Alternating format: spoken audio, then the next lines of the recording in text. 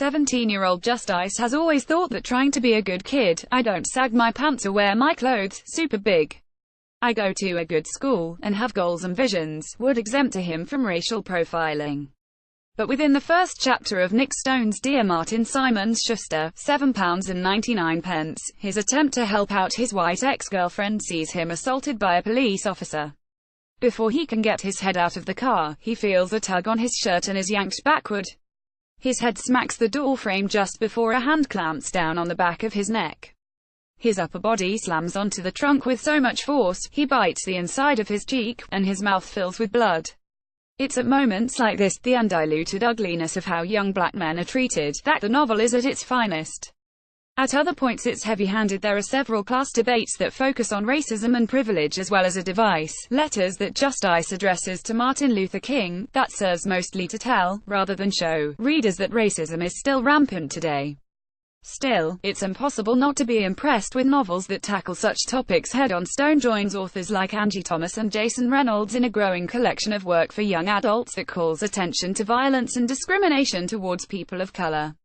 Malcolm Duffy's Me Ma'am, Me Dad, Me, Zephyr, £10.99 explores another topical issue, what it means to live with a violent abuser. The endearingly Geordie Danny, whose narration is peppered with Orit uncanny, feels wondery teenage. He recalls being asked to the cinema by a girl with I hoped she might have gone for a later screening. Newcastle were live and telly, 12:30 kickoff. It's details like this that balance out the horror of watching his mother be beaten by her new boyfriend, and Danny's fear that she'll end up dead.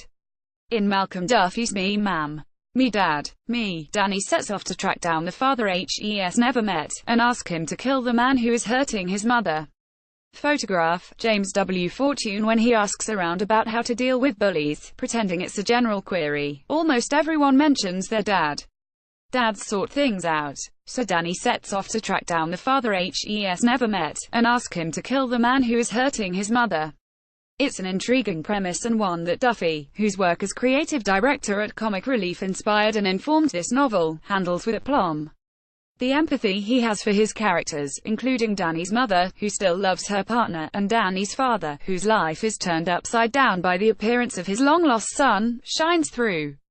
Class conflict propels much of Karen Gregory's second novel, Skylarks Bloomsbury, £7.99, in which Joni's increased politicization of fiction is juxtaposed with her burgeoning romance with the wealthy Annabelle.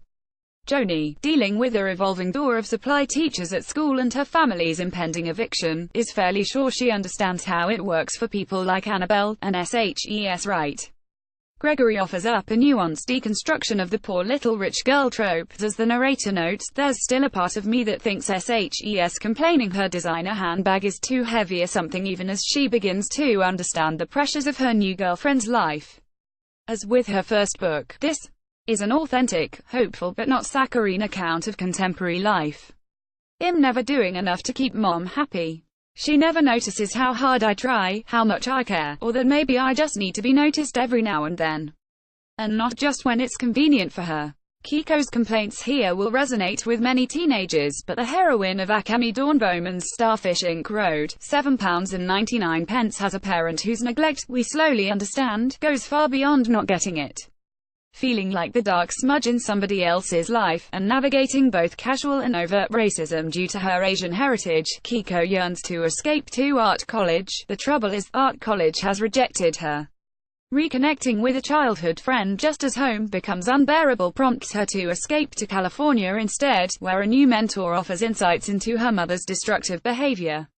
Some people are just starfish, he explains. They need the world to sit around them. But you can't spend your life trying to make a starfish happy, because no matter what you do, it will never be enough. Having a supportive adult who can offer both psychological and career guidance is a familiar trope, but executed skillfully here. If at times it seems a little too close to wish fulfillment, it's difficult not to be glad for this relatable, vulnerable young woman.